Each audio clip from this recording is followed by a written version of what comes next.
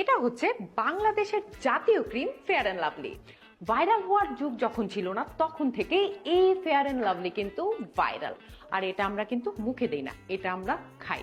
আমার নানি, মা, আমি, এমনকি আমার মেয়ে হলে সেও হয়তো বা ব্যবহার করতো এই ফেয়ার অ্যান্ড লাভলি।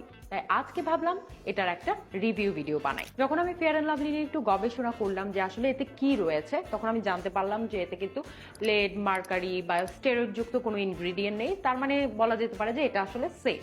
অন্যদিকে এই ফেয়ার অ্যান্ড লাভলিতে আছে multivitamin, vitamin C, vitamin E, vitamin বি3, বি6। But হ্যাঁ, এটা বলতেই হবে যে এই সমস্ত মাল্টিভিটামিন কিন্তু খুবই কম কনসেন্ট্রেশন এই ফেয়ার অ্যান্ড লাভলিতে আছে।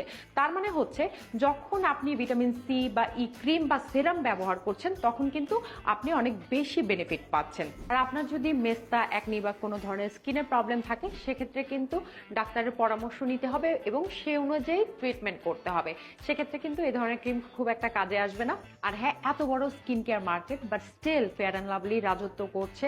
আসলে খুবই আস্থা এবং ভরসার জায়গা অনেকে মনে করে থাকেন, তাই নর্মালি একটা রিভিউ করলাম ফেয়ার অ্যান্ড লাভলির উপর। বাট হ্যাঁ, নেক্সট কোন প্রোডাক্টের উপরও আপনারা রিভিউ ভিডিও চান সেটা কিন্তু কমেন্ট করে জানতে পারেন।